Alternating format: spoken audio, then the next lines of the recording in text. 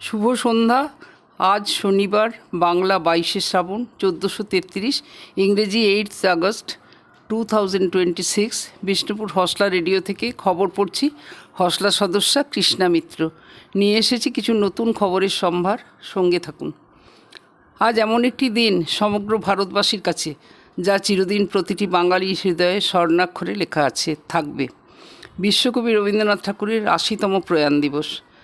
বাংলা 1348 সালের 22শে শ্রাবণ, 1941 সালের 7ই আগস্ট তিনি শেষ নিঃশ্বাস ত্যাগ করেন। দিনটি বাঙালি ও বাংলা সংস্কৃতির কাছে অত্যন্ত শোক ও শ্রদ্ধার দিন।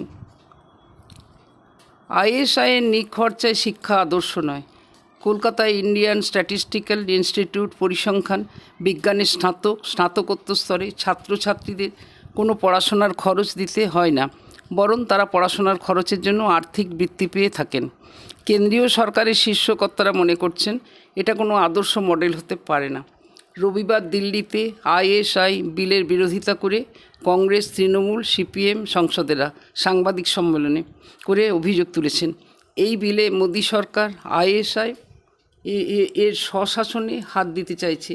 কেন্দ্রীয় পরিসংখ্যান মন্ত্রক সূত্রের বক্তব্য, জওহরলাল নেহরু আমলে যে আইএসআই আইন রয়েছে তা ভুলে গিয়ে মোদী সরকারের নতুন আইনে কেন্দ্রীয় সরকারের নিয়ন্ত্রণ অবশ্যই বাড়ছে, তবে তা সংস্থার উন্নতির জন্যে।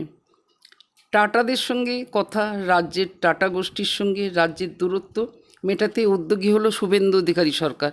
প্রশাসনিক সূত্রের খবর, চলতি সপ্তাহেই রাজ্য প্রশাসনের এক শীর্ষ আধিকারিক মুম্বাইয়ের গোষ্ঠীর কর্তাদের সঙ্গে বৈঠক করেছেন। সেখানে রাজ্যের কাছ থেকে টাটাদের পাওনা নিয়ে যেমন সবিস্তার কথা হয়েছে, তেমনই ওই আধিকারিকের পক্ষ থেকে টাটাদের রাজ্যে আসার বার্তাও স্পষ্ট করে দেওয়া হয়েছে। প্রাথমিক শিক্ষকদের বদলি মামলায় আপাতত স্থগিতাদেশ।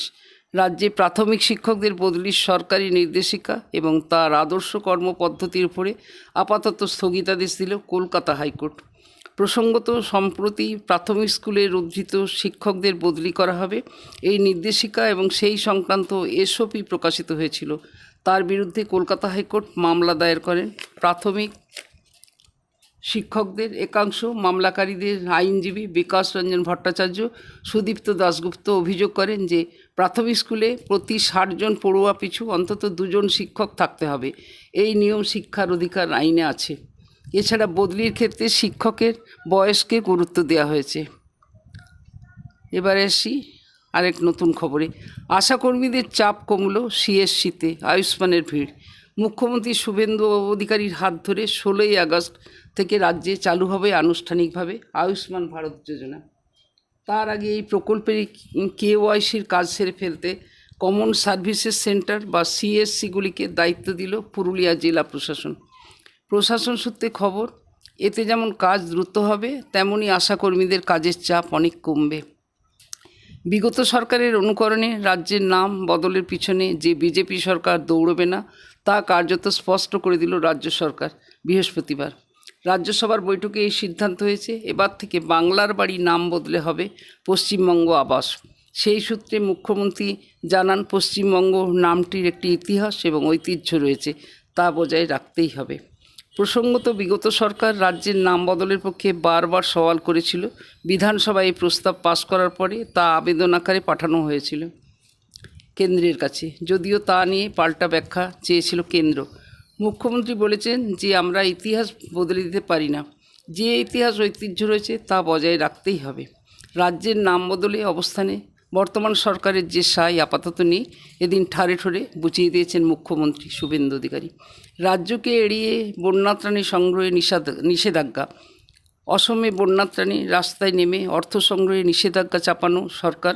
মুখ্যমন্ত্রী হিমন্ত বিশ্ব শর্মা বৃহস্পতিবার ঘোষণা করেছেন, রাস্তায় ঘুরে, ট্রাফিক পয়েন্টে বা অন্যান্য জনবহুল স্থানে দাঁড়িয়ে ত্রাণের নামে অর্থ সংগ্রহ করলে সংশ্লিষ্ট ব্যক্তি বা সংগঠনের বিরুদ্ধে কঠোর আইনি ব্যবস্থা নেওয়া হবে।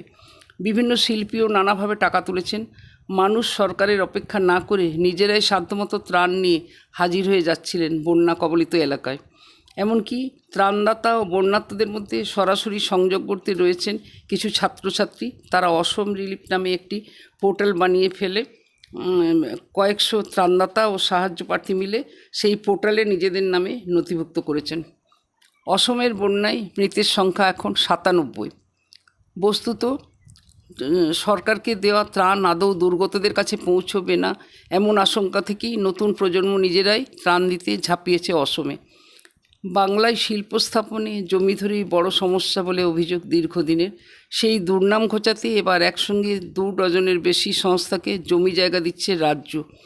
বৃহস্পতিবার রাজ্য মন্ত্রিসভার বৈঠকের পরে মুখ্যমন্ত্রী জানান, এ মাসের মধ্যে 25টি শিল্প সংস্থাকে জমি দেওয়া হবে। এ নিয়ে কিছু কাজ হয়েছে। রাজ্য সরকারি কর্মচারীদের বকেয়া ডিএ কীভাবে মেটানো হচ্ছে তা নিয়ে নজরদারি কমিটির রিপোর্ট সমস্ত কর্মচারী সংগঠনের হাতে তুলে দেওয়ার নির্দেশ দিল সুপ্রিম কোর্ট। রাজ্য বাজেটে ইতিমধ্যে বড় পরিমাণে অর্থ বরাদ্দ হয়েছে পশ্চিমাঞ্চল উন্নয়ন পর্ষদের জন্য। এবার পর্ষদের সদর দপ্তর। বাঁকুড়া শহরে রাতভর টানা বৃষ্টিতে স্বাভাবিক জনজীবন বিপর্যস্ত হয়ে পড়েছে। সারা রাত বৃষ্টির পর রাত সকালেও বৃষ্টি থামেনি। গন্ধেশ্বরী নদীর জল মানকানালি সেতুর উপর দিয়ে বইছে। জেলার বিভিন্ন প্রান্তের অনেকেই জীবনের ঝুঁকি নিয়ে পারাপার করছেন। জেলার 30-35টি গ্রামের মানুষ যোগাযোগ বিচ্ছিন্ন হয়ে পড়েছেন। কলকাতায় এবার যোগ দিবসের মূল অনুষ্ঠান। এবার এই অনুষ্ঠানে যোগ দেবেন প্রধানমন্ত্রী নরেন্দ্র দামোদর দাস মোদী। চিকিৎসকের প্রেসক্রিপশন ছাড়া কাশি বা অন্যান্য রোগের সিরাপ দোকান থেকে কেনা যাবে না। আজ কেন্দ্রীয় স্বাস্থ্যমন্ত্রক ও পরিবার কল্যাণ মন্ত্রক এই সংক্রান্ত একটি বিজ্ঞপ্তি জারি করেছে। আসছি এবার খেলার খবর নিয়ে। শ্রীলঙ্কার বিরুদ্ধে আগামী 15ই আগস্ট থেকে দুই ম্যাচের টেস্ট সিরিজ খেলবে ভারত। তার আগে ভারতের কোচ গৌতম গম্ভীর দলের কাছে পরিষ্কার করে দিয়েছেন তিনি ঠিক কী চাইছেন তাদের কাছ থেকে। সিংহভাগ তরুণ ক্রিকেটার নিয়ে গড়া ভারতীয় দল কঠিন পরীক্ষার মুখে পড়তে চলেছে। শ্রীলঙ্কায় ভারতীয় বোর্ডের তরফে দেয়া এক ভিডিওই দেখা দিয়েছে। ক্রিকেটারদের গম্ভীর বলেছেন প্রতিটি পরীক্ষার জন্য তৈরি থাকতে হবে তাদের। গম্ভীরের কথায়, আমরা সকলেই জানি আমাদের সামনে কি রয়েছে, এছাড়াও জানি আমরা কোন লক্ষ্য সামনে রেখে খেলছি।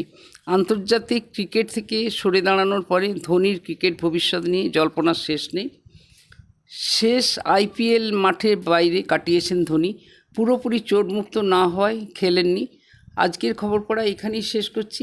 পরের সপ্তাহে নিয়ে আসবো আপনাদের জন্য অন্য নতুন কিছু খবর। ভালো থাকবেন, সুস্থ থাকবেন। শুভরাত্রি।